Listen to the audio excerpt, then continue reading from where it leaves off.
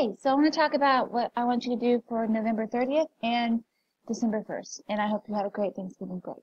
So you're going to be working on a mini project. It's what makes the United States of America unique. And so we're about to start the section in our World Geography book about the United States of America, which of course is our homeland. And I would like for you to take today and tomorrow to reflect on this question. Why is the United States different from other countries?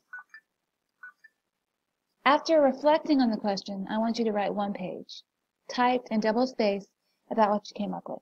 To help you get started, I have posted the video to Edpuzzle for you to watch.